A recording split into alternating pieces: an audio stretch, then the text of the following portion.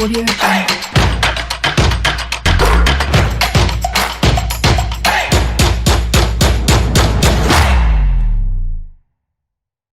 Bonjour à toutes et à tous, merci de répondre au rendez-vous du foot européen PFE 592. Voici le sommaire. Liverpool lâche ses premiers points en Première Ligue. City en embuscade. Chelsea enchaîne. Le Real Madrid perd la tête à Majorque. Le Barça, nouveau patron de Liga. Mönchengladbach, la Juve et le Paris Saint-Germain aux commandes de leurs différents majeurs. Troisième journée des matchs de groupe de coupes européennes. Zidane en sursis à Galatasaray. Lille en danger. Lyon attendu. Nous parlons bien évidemment de la Ligue européenne des champions et de la Ligue Europa. Puis la libre antenne avec vous, chers auditeurs. Les 92 03 60 31 97 24 26 26 à votre disposition. Sur ce plateau, Roméo Yetor, il est déjà là. Salut Roméo, bonjour, comment vas-tu? Je vais bien Angelo, bonjour et salut à tous les auditeurs. Et le week-end? Bien passé. Bien passé, n'est-ce avec pas? cette qualification des épreuves. Ah oui, voilà. ça fait du bien au moral. Ça fait du bien. Eh oui. Ah oui, on se réveille avec le sourire tout simplement. Alors Félix Ouala de Foot Chronique est avec nous. Salut Félix. Bonjour Angelo, bonjour à tous. Vous allez bien? Oui, la forme. Et pourquoi ces lunettes noires en ce beau matin ensoleillé? C'est un style, hein, c'est ça? Oui, c'est ma marque à moi. Voilà, c'est votre marque à vous. Et on respecte ça. On attend au studio Franck Dounyama et puis Sa Majesté Fifi Assobavi, Ezekiel Ayataï est out pour aujourd'hui. Mise en onde, Anas PM et l'homme à Dovon. Oui, lui s'occupe toujours de la vidéo de cette émission à regarder sur radiosport.fm tg.com. Je suis Angelo Folico, le meilleur du foot européen. C'est parti. Some teams buckle under pressure. This team positively thrives on it. Welcome to English Premier League. Oh, they've done it! Pina has leveled it up at 4-4. Alors, nous nous intéressons justement à la Première Ligue anglaise, le championnat le plus regardé au monde. Roméo Yetor, ce gros duel, ce gros derby d'Angleterre entre Manchester United et Liverpool. Liverpool, on peut dire, a été sauvé par la Lana, sinon c'était une défaite. Hein. Oui, Manchester United nous ont tout simplement démenti parce que à la veille de cette rencontre, tous les observateurs du foot, observateurs avisés, disaient que Manchester United ne peut pas faire le poids face à cette vaillante équipe de Liverpool. Mais notre surprise a été grande, positivement bien sûr, parce que Manchester United a fait le match de sa vie. C'est un grand Manchester United qu'on a vu face à Liverpool. Certes, des années Ferguson. Hein. Voilà, Liverpool aussi a déjoué un peu. Même Manchester United a su élever le niveau de son jeu. Et on a vu, on a regardé justement un derby à l'anglaise. Je pense que ce match va être un match référence pour Liverpool. Si Liverpool veut gagner le titre à la fin de la saison, il va falloir que Liverpool revoie ce match, regarder un peu les compartiments dans lesquels ça n'a pas fonctionné en tant que tel. Sinon, Manchester a produit un jeu assez intéressant avec le retour de Bissaka, de Lindelof, justement. Et puis, je crois que DGA également a fait un grand match pour les Red Devils. Et cette rencontre a été une rencontre âprement disputée jusqu'à la fin, même s'il y a quelques erreurs d'arbitrage, mais ça fait partie également du jeu. Liverpool, à son niveau, est tombé un peu dans le jeu de Manchester United en première mi-temps parce qu'on n'a pas vu cette équipe de Liverpool qui aime posséder le ballon. On ne fait que balancer de longues balles sur Sadio Mané. Or, il était véritablement contrôlé par la défense de Manchester United et Mohamed Salah également a manqué à cette équipe de Jürgen Klopp. Ah oui, on a vu Sadio Mané 0 tir cadré dans cette partie, ça ne lui arrive pas tous les jours. On se rend compte que du côté de Liverpool, les latéraux Alexander Arnold et puis l'autre Robertson n'étaient pas du tout au rendez-vous. Et puis de l'autre côté, on a vu une très belle équipe de Manchester United. Oui, tout simplement parce que Ole Gunnar Solskjaer a mis un système de 4-3 avec des joueurs Ashley Young et Wan-Bissaka, comme l'a dit Roméo tout à l'heure, sur le côté, tout simplement pour empêcher Liverpool de lancer les assauts parce que nous savons tous que lorsqu'une équipe fonctionne très bien, ce qui veut dire que ces latéraux sont en grande forme. On a vu le Grand Barça par le passé avec Alves, Jordi Alba de l'autre côté, le Real de Madrid avec Marcelo et Carvajal. Donc Liverpool aussi a réédité la saison dernière avec ces deux latéraux qui, en eux deux, ont totalisé plus de 25 pas décisifs, si je ne me trompe pas, sur toute la saison. Donc lorsque vous libérez de l'espace à ces deux joueurs-là, ils vont vous faire mal. Donc Solskjaer a été vraiment vigilant et a muselé le côté. Et aussi, dans l'as, en plus de Maguire et Lindelof, il a ajouté Marco Roro, qui est un défenseur vraiment dur sur l'homme, qui n'a pas peur d'aller au duel. Donc ça a complètement muselé Mohamed Salah sur cette rencontre. Et aussi, moi j'ai vu que là où Jürgen Klopp a pêché, c'est le fait de titulariser Origi et le laisser sur le côté. Oui, vous pensez que c'est pas bien fait de sa part? Non, peut-être il aurait dû laisser Mané dans son couloir, oui. Et peut-être Origi en pointe, parce que Firmino c'est un attaquant qui bouge beaucoup, donc Firmino peut évoluer à n'importe quel poste de l'attaque. Et aussi, on ne peut pas l'oublier, Mohamed Salah a vraiment manqué dans cette équipe oui, de Liverpool. Franck Mougnamba, bonjour, bienvenue. Bonjour, comment vous portez-vous? Merci, ça va, on rend grâce. Merci d'être là. Justement, on parlait la dernière fois de ce gros derby entre United et Liverpool, mais le constat après ce match, c'est que Liverpool commence à lâcher des points en Première Ligue. 2 points déjà, et ça revient à 6 points entre les Reds et les Citizens.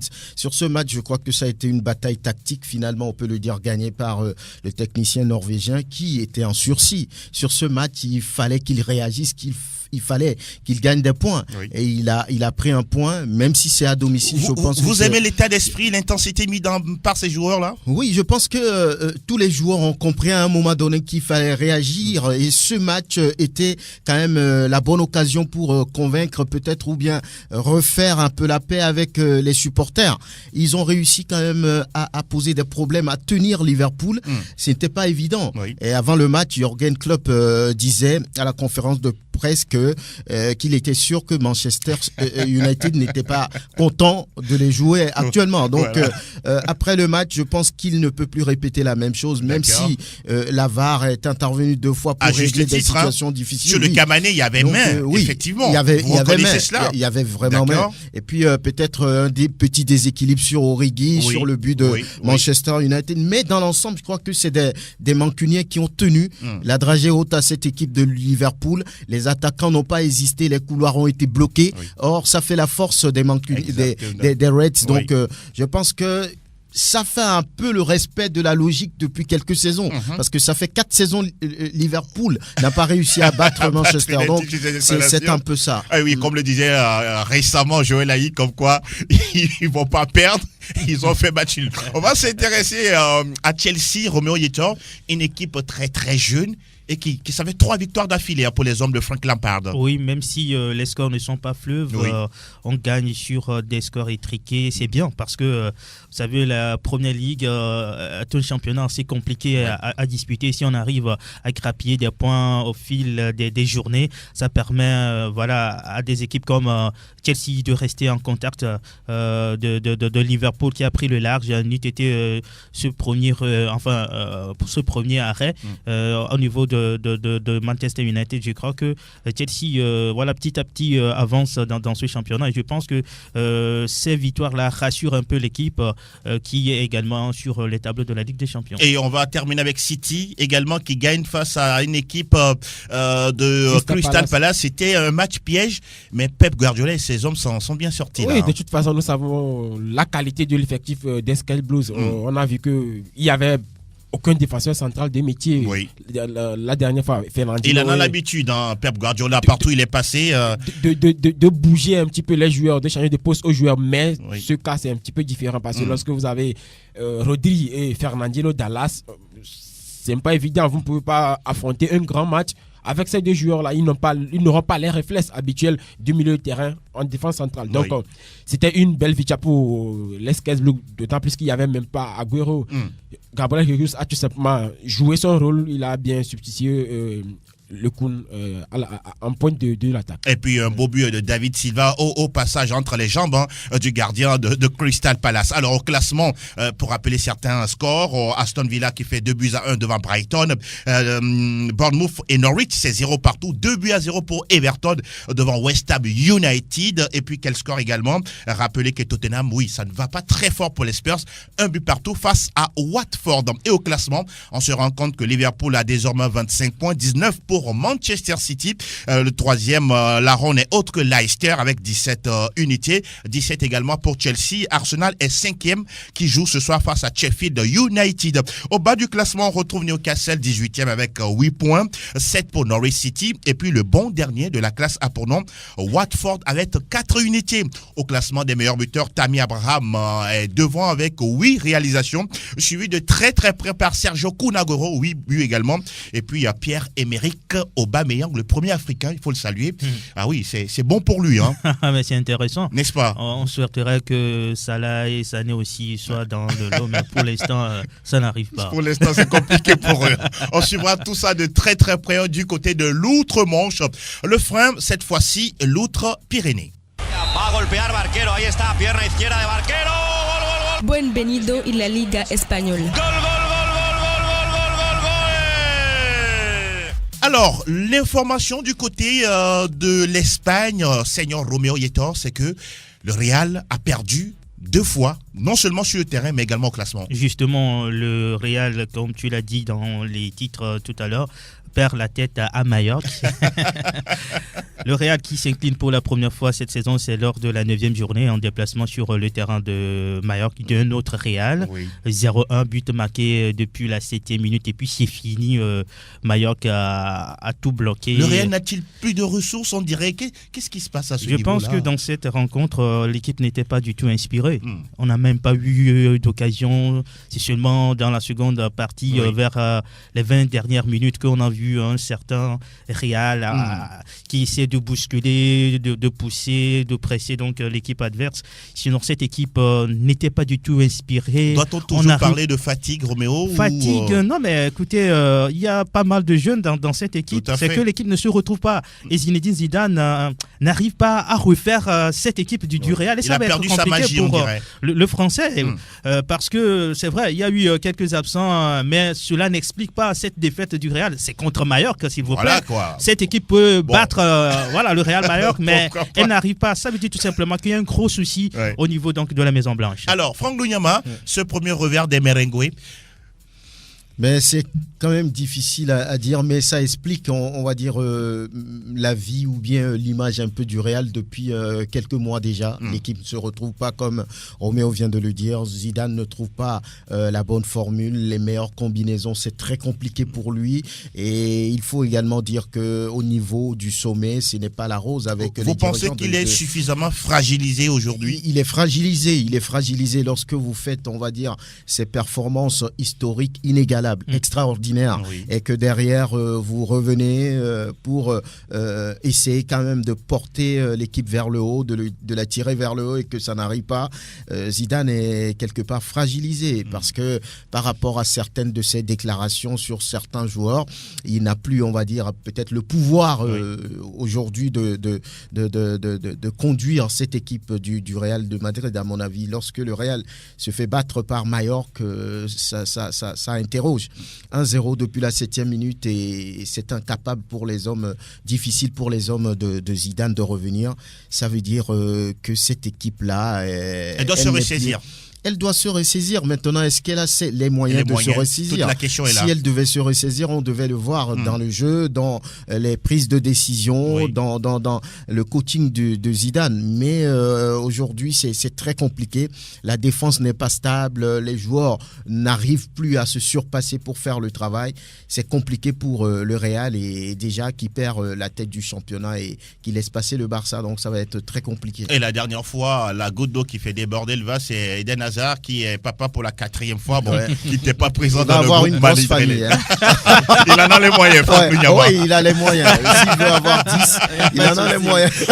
On va enchaîner avec le Barça qui, du côté des Ibar, se fait plaisir. Voilà, le Barça qui semble retrouver son football, ce plaisir de jouer, ce plaisir de gagner. Et pour la première fois, la MSG a marqué. Intéressant. Donc Messi, Suarez, Griezmann ont marqué dans ce match. Ça fait 3-0 pour le Barça. Et ce qui est intéressant, on a vu cette complicité entre Messi et Suarez. Il pouvait faire le doublé, mais il a décidé de servir donc Suarez. Ah oui, quelle humilité de la part du joueur. Je pense que cette équipe, après la défaite face à Grenade, s'est retrouvée. Les joueurs ont dit ce qu'ils ont sur le cœur. Et après 4-0 face à Séville, 3-0 face à Eibar, on retrouve un peu cette équipe barcelonaise. On aurait aimé que le Classico se joue ce 26 octobre, mais malheureusement ça a été reprogrammé. On va s'intéresser à Retafe qui a gagné 2-0. 2-0 de Retafe face à Leganés. Je pense que Retafe a été trop fort pour Leganés dans cette rencontre. Et là, l'équipe de Dieng Dakonam qui se retrouve peu à peu. C'est vrai que l'équipe est sur 2 tableaux, l'Europa League et puis championnat. Et les joueurs sont un peu émoussés, mais dans cette rencontre, ils ont su se redonner un peu d'énergie pour revenir à bout de cette équipe de Leganés. Et je pense que c'est bien. Ça va agir positivement sur les joueurs qui vont sortir également cette semaine pour l'Europa League. Ce qui nous intéresse également au niveau de la Liga, c'est que l'Atlético de Madrid n'y arrive pas. Attention. 3 nuls consécutifs. Et l'Atlético disparaît donc du podium. Et ça, c'est très grave pour les Colchoneros. Un nouveau nul. Ça fait 4 matchs nuls pour Atlético cette saison. C'est face à Valence. Certes, Diego Costa avait ouvert le but sur penalty, mais Valence va égaliser par après. Attention à Diego Simeone. Alors, c'est sa dernière saison, je ne sais pas trop. Pourquoi pas. Félix, une question, elle est assez ouverte. Pour vous, le trio final pour cette Liga espagnole, le trio final? Le Barça, le Real de Madrid et l'Atlético de Madrid. Ah bon, les habitués. Oui, les habitués. Mais l'autre établi la journée précédente a été bousculé. Atlético Madrid, Real de Madrid. Atlético était venu avant le Real. Le Real, l'Atlético, Barça, Real, Barça, Atlético, mais cette fois-ci, il n'y a plus ça. On prend le même et on recommence. Alors, les autres résultats, nous parlons donc de Athletic Bilbao aussi qui enchaîne 4 matchs sans succès. Et c'est face à Valladolid, 1 but partout. La Real Sociedad bat Betis Séville 3-1. Alaves 2-0 pour le Celta Vigo. Grenade épingle Osasuna 1-0. Au niveau du classement, le Barça arrive à la première place avec 19 points, 18 pour le Real Madrid, son dauphin. 3e Grenade, 17 points. Curieux 3e Grenade. Curieux 3e. Attention, cette équipe-là nous surprend. Et puis 16e la Real Sociedad, 4e Real Sociedad avec 16 points. 16 points également pour le FC Séville qui est 5e. Atlético Madrid 6e avec 16 points. Dans le bas du classement, Celta Vigo 9 points, 18e. Espagnol Barcelone, attention. Espagnol Barcelone qui doit se réveiller. Déjà 6 défaites. 6 défaites pour cette équipe-là. 19e avec 5 points. 2 petits points pour les Leganés, classé 20e. Les buteurs Marron du Betis, 7 réalisations. Benzema, 6 buts. 6 buts également pour Moreno du Villarreal. Messi est à 2 buts seulement. Oui, vous voulez ajouter quelque chose? 2 secondes? Oui, 2 secondes. Aujourd'hui, le problème du Real de Madrid, c'est que cette équipe n'arrive plus à marquer. Si vous avez Cristiano Ronaldo, un joueur qui met 40 buts sur une saison, ça cache un petit peu l'air. Vous pensez qu'il n'a pas été valablement remplacé? On ne remplace pas la faute à qui selon vous? Fiorentino Perez, tout simplement. Merci beaucoup, Seigneur Yetor. Cette fois-ci, on file dans le pays où, quand on fait une phrase, on n'aligne que des consonnes. Wie das Gefühl ist, zu Hause im Finale zu spielen. Willkommen zum Bundesliga. Das ist Alors, nous parlons de la Bundesliga. Franck Nunyama, le duel des Borussen. Et la dernière fois, c'est le Dortmund, grâce à Marco Reus, qui fait mal à son ancienne équipe. Un petit but a suffi pour les jaunes noirs pour gagner ce derby, ce choc-là de cette nouvelle journée. Je pense que sur l'ensemble de la rencontre, Dortmund méritait quand même de pouvoir faire la différence. C'était très serré, très difficile de pouvoir trouver la faille parce que là, Mönchengladbach n'est quand même pas leader pour rien. Donc, ils ont réussi quand même à placer ce but-là avec un but marqué du bout du soulier par Marco Reus. C'était important pour libérer cette équipe des jaunes et noirs, et ça fait bien pour cette équipe qui se cherche depuis quelques journées déjà, qui a perdu un peu la verve du début de saison. Voilà, 1-0 donc pour Borussia Dortmund. Et les autres matchs qui ont été disputés le samedi, on parlera de ce nul du Bayern sur les installations d'Augsbourg. On le disait la dernière fois, le Bayern de Munich, après avoir été battu par Hoffenheim, n'a pu se relever. Et il y a eu 2 buts de Gnabry et de Lewandowski, mais ça n'a pas suffi. Derrière, on a vu l'égalisation d'Augsbourg pour le 2-2.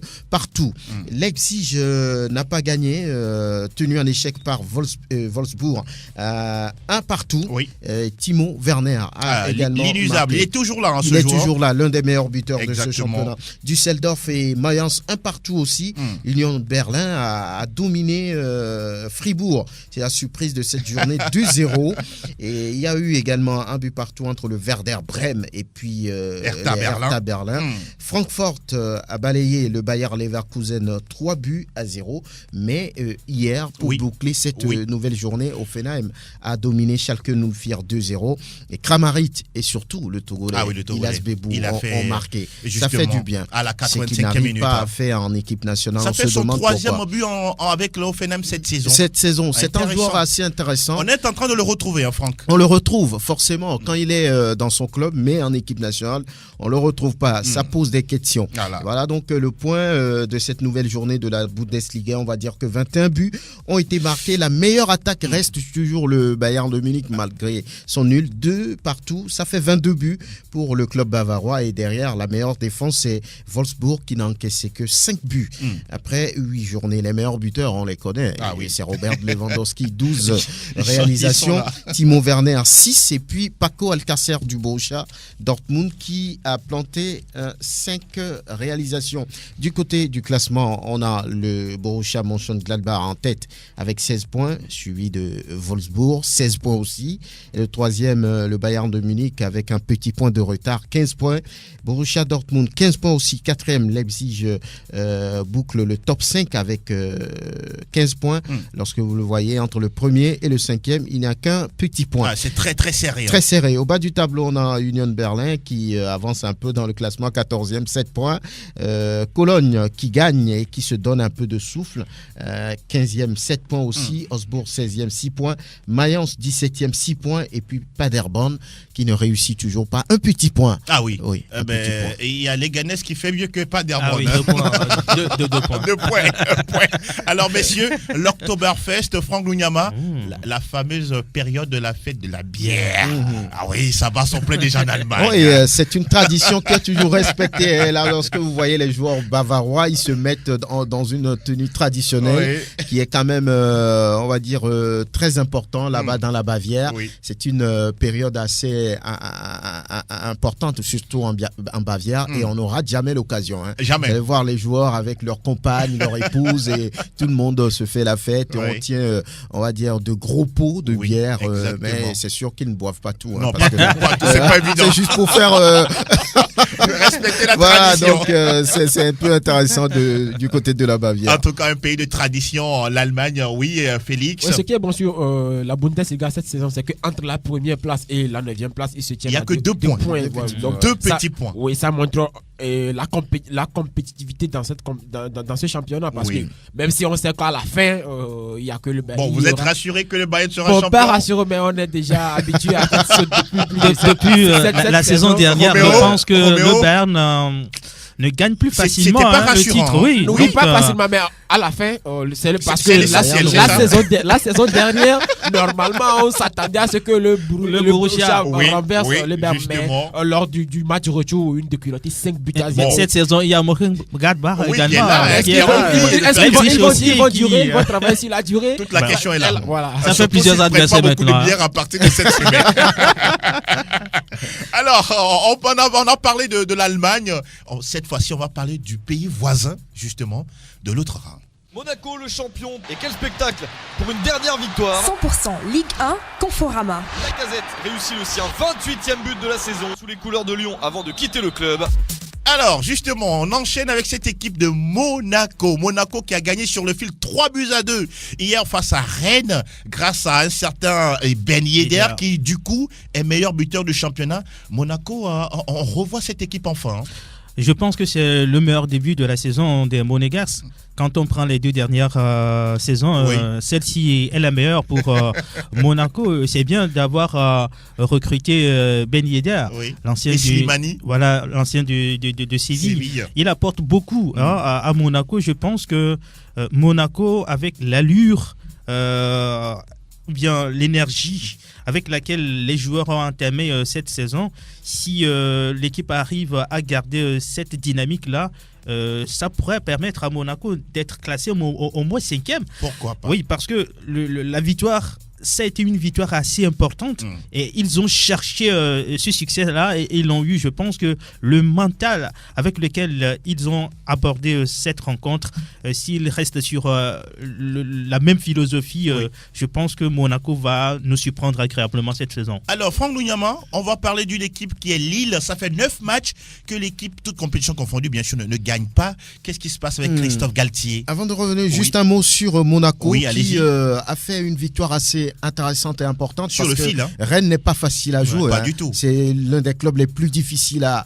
bouger dans ce championnat français. Ils ont réussi à gagner sur le fil 3-2. C'est peut-être la victoire fondatrice pour Leonardo et ses hommes. Et surtout félicitations à Ben Yedder qui fait 8 matchs, 8 buts. C'est incroyable.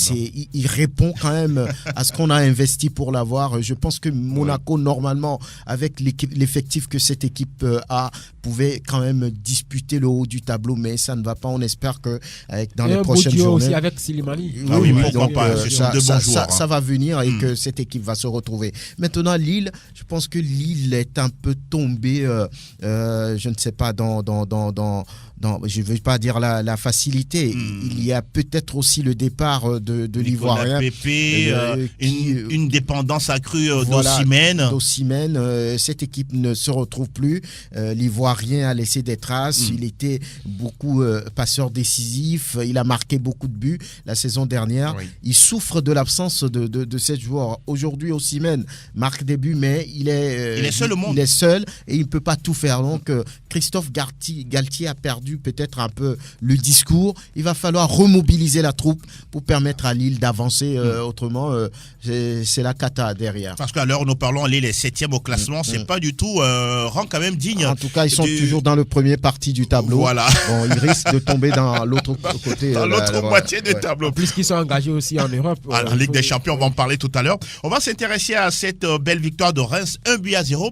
Et puis la 300e en Ligue 1 d'un certain Alexis Romao. Oui, ça fait vraiment plaisir. Magnifique. C'est vraiment magnifique. Ça fait vraiment plaisir lorsqu'on a vu tout ce que ce joueur a apporté à la Ligue 1 depuis Grenoble, Lorient, Marseille.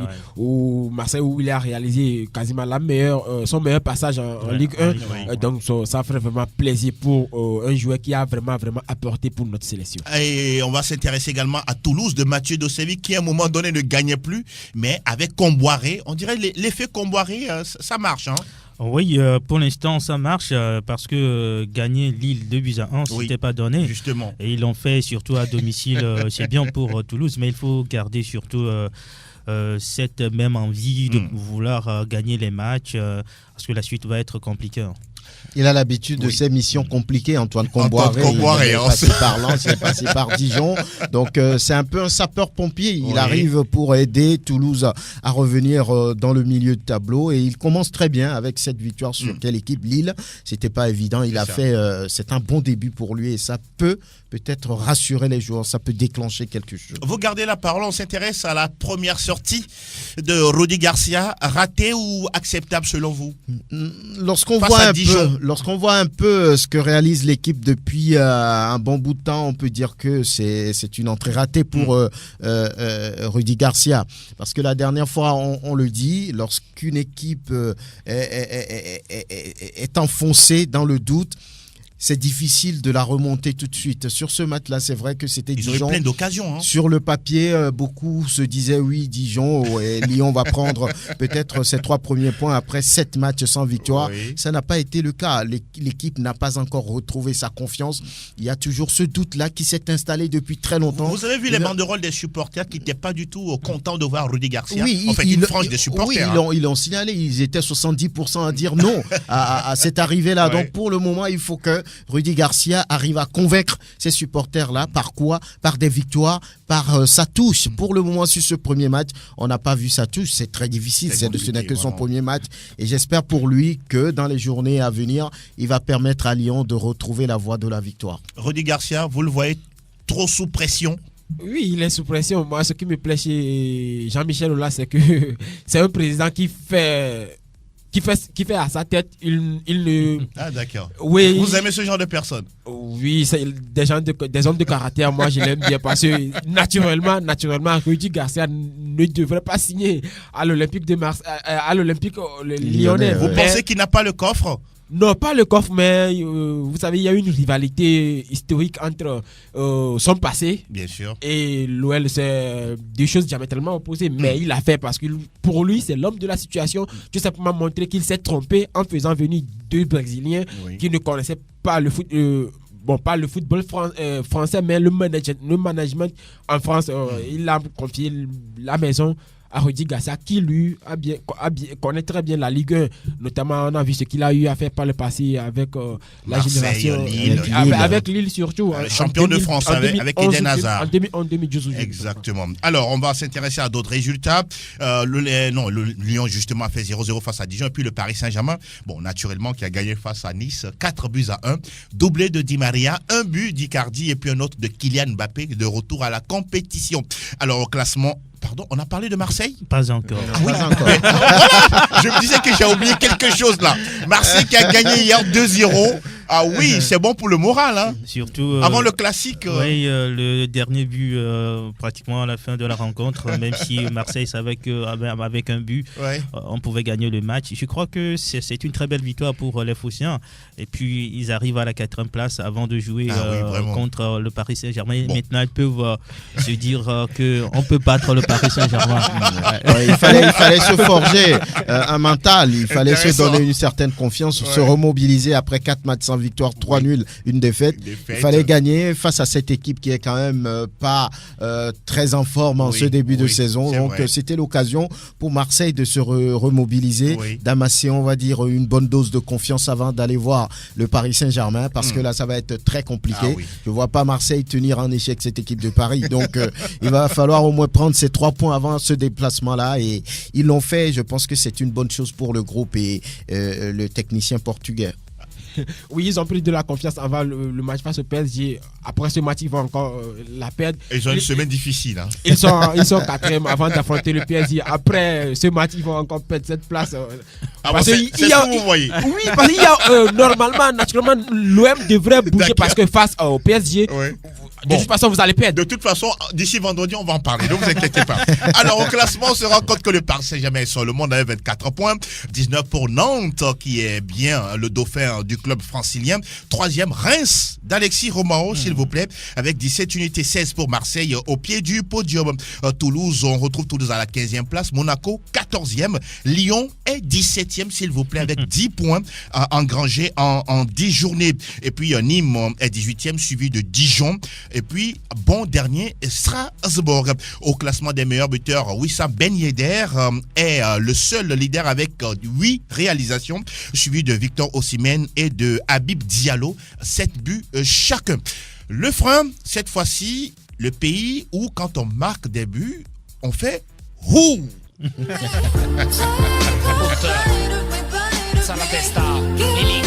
Tutto calcio Italia.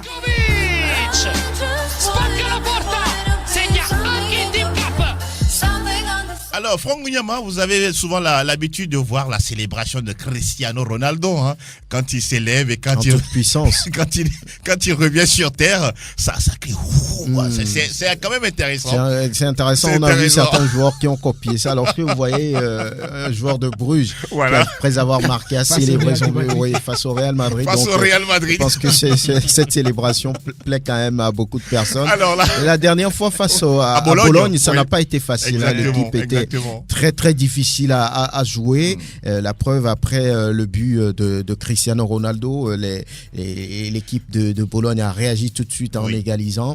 Et il y avait quand même la peur derrière parce que là il y a l'Inter qui revient, donc il fallait prendre les 3 points pour ne pas laisser le fauteuil de leader à l'Inter de Milan. Et heureusement pour les Bianconeri, ils ont réussi à le faire en marquant un deuxième but qui les mettait à l'abri de 1 à l'arrivée. C'était pas une grande équipe de Juve ce jour-là, mais l'essentiel pour eux, c'était d'avoir les 3 points et ils l'ont fait. l'Inter également s'est fait peur. Roméo Yotor 4-3 sur la pelouse de Sassuolo. C'était un match fou entre Sassuolo et l'Inter. Grâce à 2 hommes, je pense que l'Inter a pu gagner ce match. Il s'agit bien sûr de Martinez et de Lukaku, auteur d'un doublé chacun. Je pense que cette victoire est la bienvenue au niveau de l'Inter. Certes, l'équipe est en déplacement, mais l'équipe doit sortir également en Ligue des Champions. Et là, quand on arrive à gagner, puis on reste juste derrière la Juve qui également enchaîne des victoires. C'est bien, et ça donne encore plus de piment à ce championnat italien.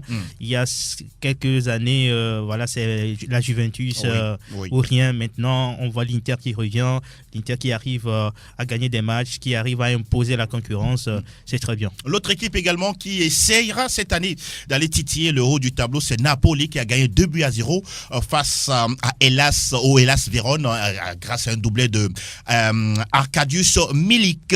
Cagliari également qui s'impose sur le même score face à Spal Ferrara. Le Milan, c'est qui cale 2 buts partout face à Lecce. Ouh là là, c'est compliqué pour les Rossoneri. Parme qui se balade devant le Genoa, 5-1. Et puis également ce match au fou entre la Lazio Rome et l'Atalanta Bergame, 3 buts partout. Ah oui, ça marque beaucoup depuis le début de saison en Serie A italienne. Oui, et surtout, quand on parle de l'Atalanta Bergame, ça parle des buts, c'est un jeu tourné vers l'avant, c'est l'équipe qui marque le plus de buts en Serie A, donc ce n'est pas une surprise. Actuellement 21 buts marqués devant la Juve, la Lazio et puis l'Inter Milan. Voilà qui est dit. Au classement, on retrouve la Juve leader avec 22 points, 21 pour l'Inter Milan. 3e, l'Atalanta Bergame avec 17 unités. L'AS Rome et la Lazio sont respectivement 6e et 7e. Au bas du classement, on retrouve Spal Ferrara, 18e avec 6 points. 5 points pour le Genoa, 19e, et puis bon dernier, la Sampdoria de Gênes avec 4 unités. Le classement du Milan, il est 12e avec 10 points au compteur. Au classement des meilleurs buteurs, c'est Ciro Immobile qui est devant, suivi de Duvan Zapata et de Danilo Berardi. C'est fini pour le tour des majeurs. Nous ouvrons la page européenne des coupes.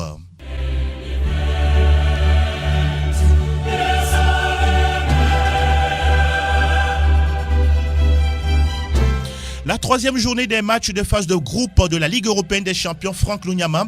On va s'intéresser à ce déplacement périlleux du Real Madrid dans le chaudron de Galatasaray. Le Real, Zidane qui est en sursis selon vous? Vous trouvez le bon adjectif, un déplacement périlleux, il faut le dire. Si en 2 journées le Real n'a qu'un petit point et défaite face au Paris Saint-Germain et un nul douloureux à domicile face au FC Bruges, c'est que le Real est en difficulté. Ce déplacement, il est vraiment périlleux et Zinedine Zidane vraiment doit pouvoir réagir pour quand même garder une petite confiance encore de la Maison Blanche. Sinon, je pense que ça va sanctionner, ça va crier.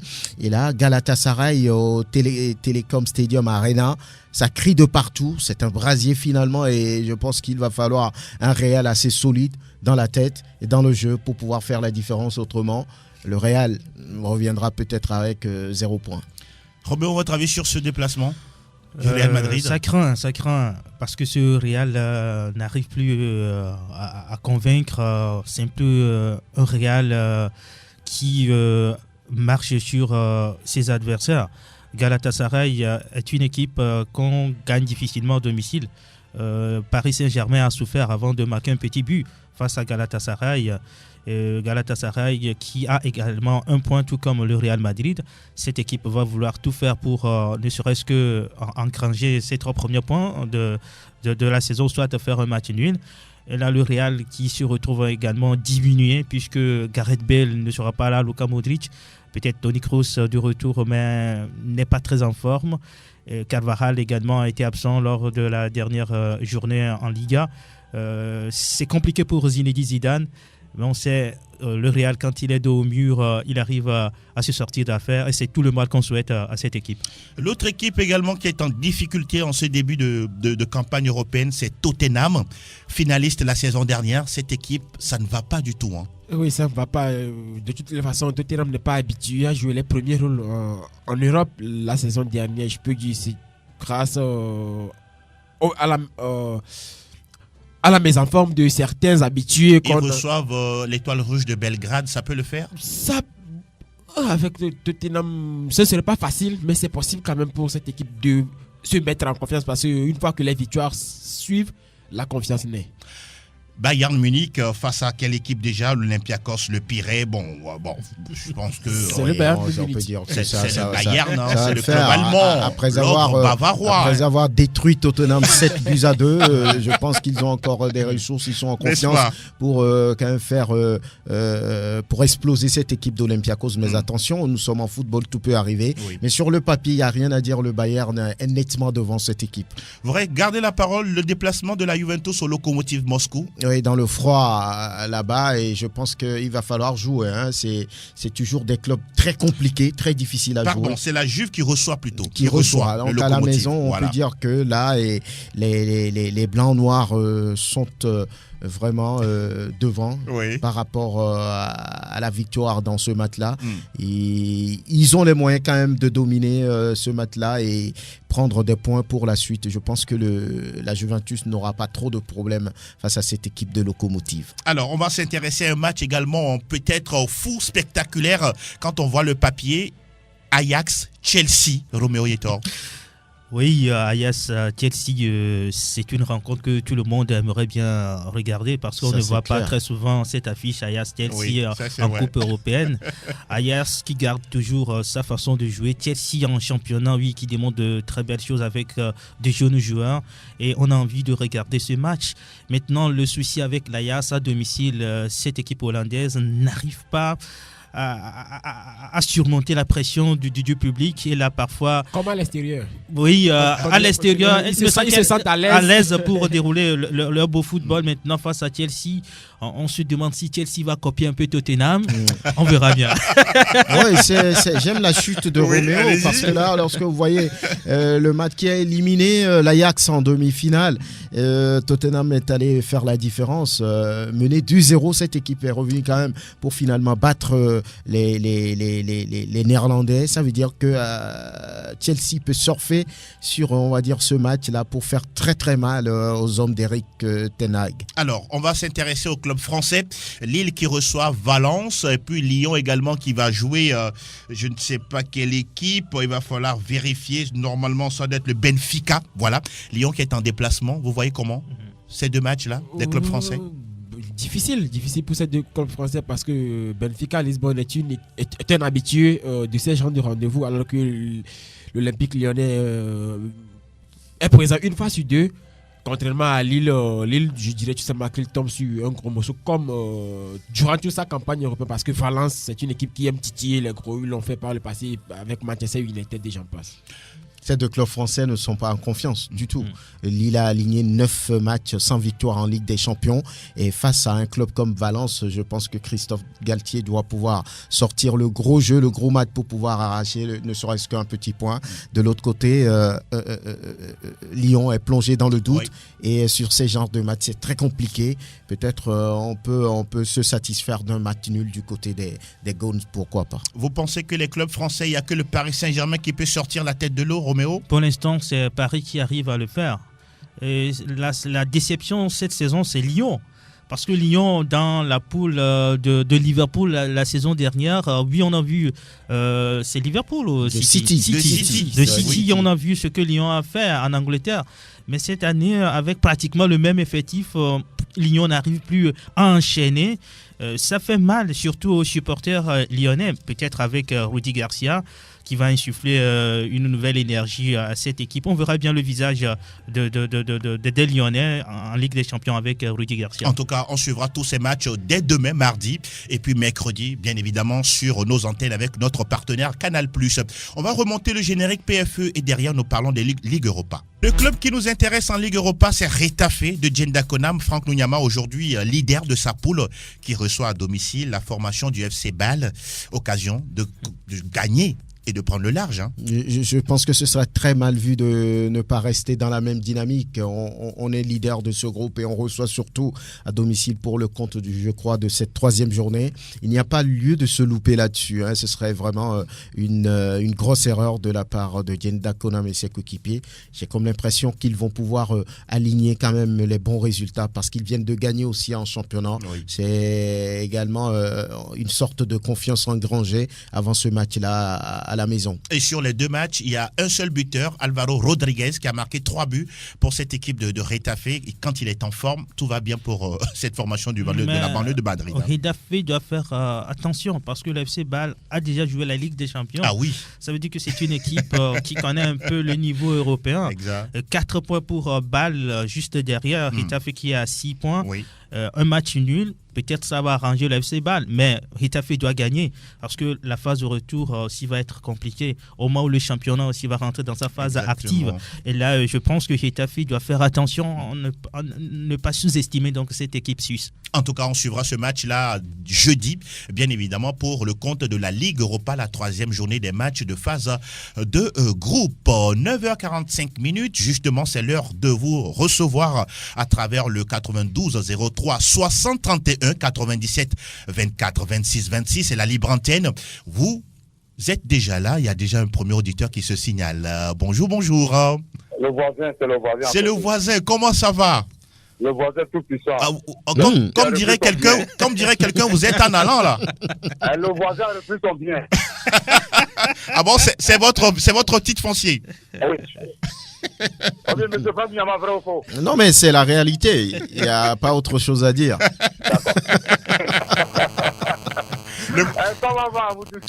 Merci beaucoup, merci Brocadio Foster. Bonjour à toi du côté d'Agbalepédo. Je touche un peu le cas de Man. Oui, allez-y. C'est-à-dire les gens ont bouillé. Oui. Pendant toute la semaine, on a vu Ferguson à côté de Man. Il a mobilisé un peu le groupe. Donc, moi, je savais que ce match-là, si c'est trop ce match, il nous soit 2-1 en faveur des Man. Surtout face à Liverpool, hein? Oui. Parce que du moment où le vieux peuple même est descendu pour venir voir les enfants et les parler toute la semaine, il faut savoir que Man doit faire. Ah oui, n'est-ce pas? C'est un ennemi direct qui n'a pas de quoi. En tout cas, voilà, on aimerait voir Manchester comme ça à chaque match.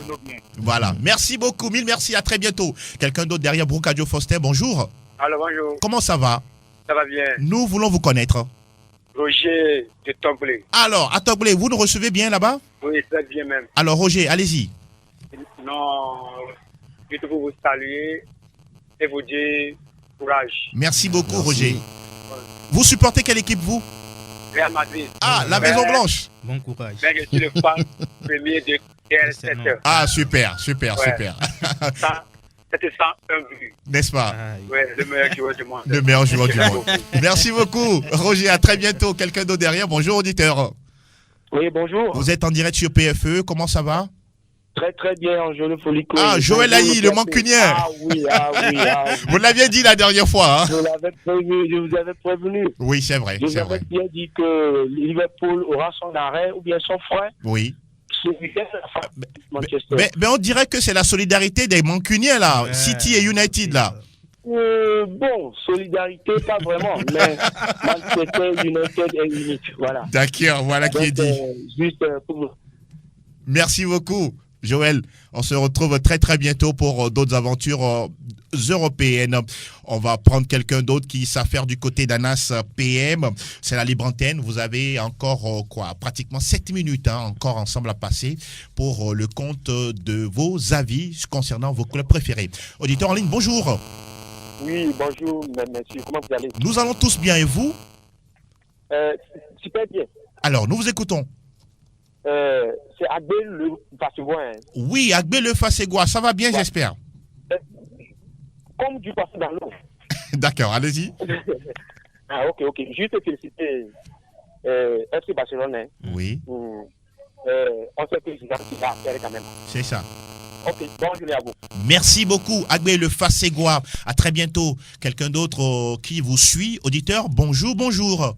Ah oui, je pense que oui, Anas PM s'affaire toujours à les récupérer pour nous.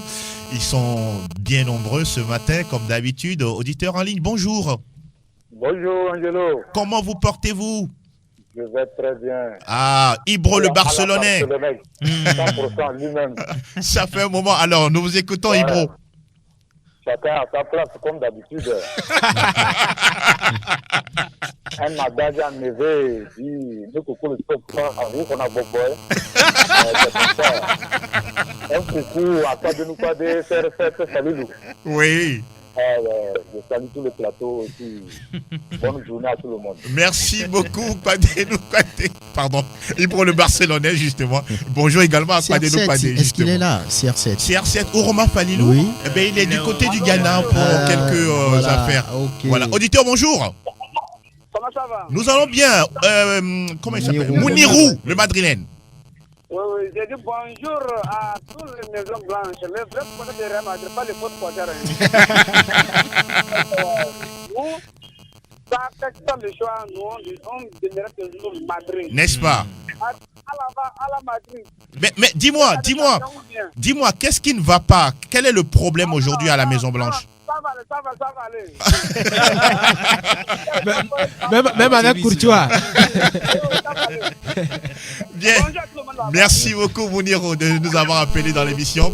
Il y a un autre auditeur qui souhaite partager ses avis avec nous. Auditeur, bonjour. Bonjour, comment vous allez? Nous allons tous bien à Sport FM, et vous? Ça va. Alors, nous voulons vous connaître. C'est Monsieur Félix, alias Monsieur Béclé. Monsieur Félix, hein? Monsieur Félix? Oui, Félix, alias Béclé. Ok, allez-y, nous vous écoutons. Juste pour placer un mot sur l'entraîneur de Lyon. Oui. Moi, il faudrait qu'on lui laisse un peu de temps. Le connaissant, il sait qu'il peut faire quelque chose. On a qu'à lui laisser un peu de temps. Et puis, avec un nouveau discours, je crois que ça va aller. N'est-ce pas? Oui. C'est une équipe que vous aimez voir jouer, c'est ça? Oui, c'est ça. C'est une équipe depuis le tout petit. J'ai aimé cette équipe-là. Ah bon? J'ai grandi avec ce tampon-là. Ah, intéressant. Ah oui, j'imagine l'époque Juninho où Lyon a aligné, régné en maître en Ligue Conforama. Ouais. Voilà. Merci beaucoup. Merci infiniment. On peut encore voir cette époque-là. Oui. On veut également vivre ces moments inoubliables. Pourquoi pas? Félix, chacun à son époque. Maintenant, c'est l'époque du PSG. C'est l'époque du PSG. Mais bon, pourquoi pas? Tout est possible dans le football. 8 saisons, 7 titres. C'est énorme. C'est énorme. Merci beaucoup. À très bientôt. Allô. Merci aux auditeurs. Bonjour. Bonjour, Thierry, bonjour. Bienvenue. Ah oui, vous étiez là avant. Ah oui, Roger. Oui, Roger de Toglé Copé. Ouais. Juste pour dire que le problème le gardien. Thibaut Courtois? Ouais. Mais Roger, est-ce que Zidane a bien fait de revenir selon vous? Selon moi, non, c'est pas bon. Il devait aller dans une autre équipe. Ça serait mieux. C'est ça. Oui, arriver encore, c'est pas logique quoi. D'accord. Ouais, bonne journée. Merci beaucoup Roger du côté de. À tous les fans du Real Madrid. Ah oui. Moi je supporte le Real Madrid depuis 5 ans. Depuis 5 ans. C'est mon père qui m'a. Je connais cette équipe. Ah d'accord. Ouais. Bonjour à papa au passage. Hein. Pas décevoir papa. Ah oui. À très bientôt Roger. Quelqu'un d'autre? Il nous reste encore 2 petites minutes. Anas, on prend le dernier. Oui, le dernier. Auditeur en ligne, bonjour. Bonjour mon frère Angelo. Comment vous allez? On se porte bien. Ah mais la voix elle est très glacée là. Qu'est-ce qui se passe? Le mancunien. Ah oui, Dodi. Oui. Mais vous avez fait une belle prestation hier, hein? Ah, merci. Cette saison, mon club, là, ça me surprend. Le match que tu vas penser qu'ils vont perdre. Ça, c'est vrai. N'est-ce pas? dès le début de la saison, il a battu Chelsea. Oui. Il a fait match avec Arsenal. C'est il ça. fait match avec Liverpool. Oui. Il perd face à Newcastle. Là, c'est un club. Ça ne se comprend pas. Mais c'est le football. On va voir jusqu'à la fin de la saison ce que ça va donner. Voilà, et puis beaucoup de courage à tous les Mancuniens. Merci beaucoup, Dodi. Et on salue tous les Mancuniens où vous vous trouvez, que ce soit aux États-Unis, en France, partout ailleurs et surtout le territoire togolais. Alors, on arrive pratiquement à la fin de cette émission. Franck Lunyama, on va saluer quelques inconditionnels. Oui, on va dire bonjour à M. Abdou qui est un inconditionnel de cette émission et bonjour à tous les autres, ceux qui toujours nous suivent et nous encouragent à aller de l'avant. Merci beaucoup, Franck. Félix, voilà. Oui, tous ceux qui ont reconnu la voix. Ah, vous pensez que c'est facile pour eux? Une fois qu'ils attendent Félix, voilà, ils reconnaissent. D'accord, c'est ce qui est dit. Roméo Yetor. Alors, salut à Gidas Dadewi, adjudant-chef Yérimon, One Love le Barcelonais, Padé nous Padé. Sans oublier Agbe le Fasegua, il a quitté les élèves pour. il faut rester concentré, Agbe. On salue également Elinio Dorkenou, Ortega, Chalda Enesto, Clément Gadegbekou, Edouard Agbetou, Armel Ouaba, tous ceux qui sont sur la plateforme fan PFE Sport FM. Nous n'oublions pas les dames Evelyne Benyedi, Yvette Clousset, Fifia Sogbavi, Edwige Apedo, et puis toutes les dames qui sont dans le domaine sportif. Alors, merci Roméo Yetor. Merci Angelo. Franck Lunyama, mille merci. C'était un plaisir. Félix Ouala, merci de nous faire honneur. Partagez. On se dit à très bientôt. Merci également à Anas PM qui a mis en onde cette émission. Mille merci également à Elom Adovon. Oui, c'est lui qui s'occupe de la vidéo de ce numéro que vous allez regarder sur radiosportfmtg.com. Nous vous souhaitons une très belle journée de lundi, une très belle semaine. À très bientôt. Ciao, ciao.